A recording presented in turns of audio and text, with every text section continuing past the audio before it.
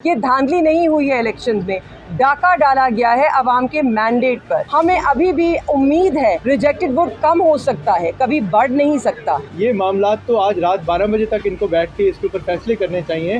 हमें आरओ के दफ्तर तक रिसाई नहीं दी गई। मैं यहाँ इलेक्शन कमीशन ऑफ पाकिस्तान अपनी अपील दायर करने आई हूँ NA 151 की, और मेरे साथ बैरिस्टर तैमूर मलिक हैं। ये भी अपने एडिशनल डॉक्यूमेंट्स फाइल करने आए हैं। इनकी अपील फाइल हो चुकी है।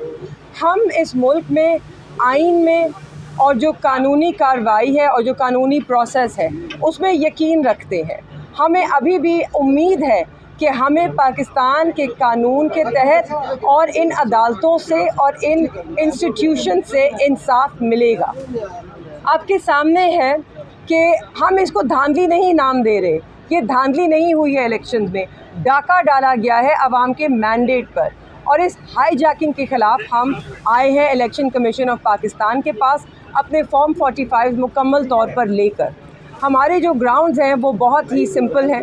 फॉर्म 45 और फॉर्म 47 में बहुत बड़ा तज़ाद है। फॉर्म 45 एक हतमी रिज़ल्ट होता है पोलिंग स्टेशंस का। फॉर्म 45 की जमा है वो फॉर्म 47 बनता है। उनमें तज़ाद हो नहीं सकता।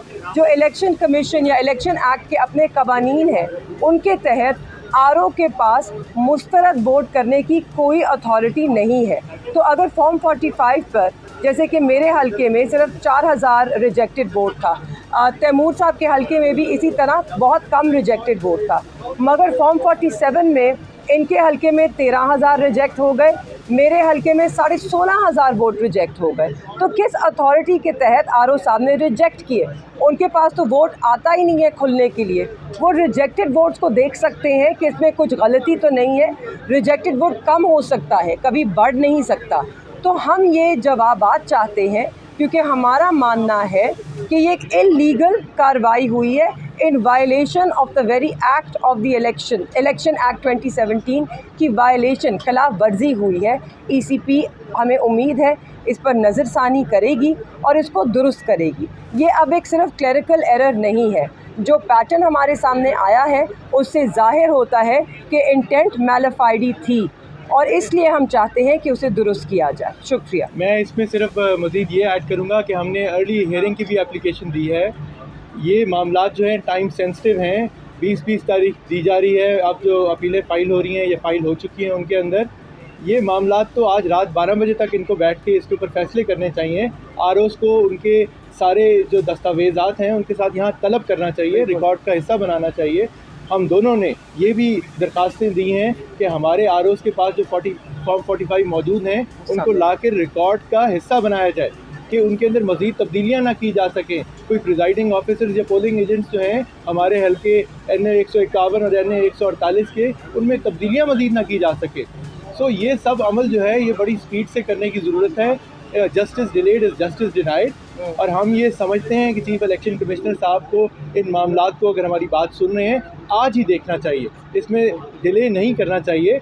हमारे यहाँ जो बैलेट स्टफिंग हुई होगी वो तो अपनी जगह है, लेकिन मेरे खिलाफ साबिक वज़ीर आज़म को 104 वोटों की लीड है, उनके साहबजादे की मेहरबानो कुरैशी साहिबा के आगे चंद हज़ार की लीड है, जबकि असल में हम दोनों 6000 से ऊपर लीड से दोनों सीटें जीत चुके हैं।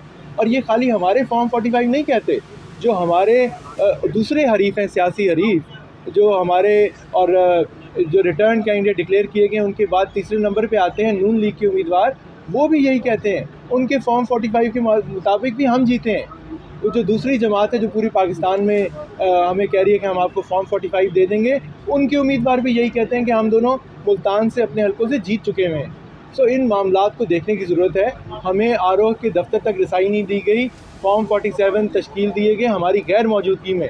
मेरे केस में तो फॉर्म 47 दूसरी दफ़ा भी जारी हो चुका है। नवाज़ शरीफ साहब का और यूसुफ रज़ा गिलानी साहब के लगता है दो साबिक वज़ीर आज़म के हल्के अजीब हैं जहां दो दफ़ा फॉर्म 47 जारी हो चुके हैं।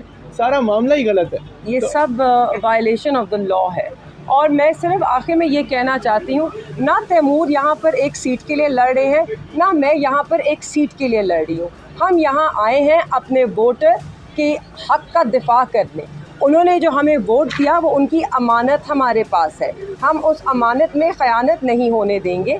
हम अपने वोटर को ये यकीन दहानी दिलाते हैं कि हम आपके हक़ के लिए लड़ेंगे।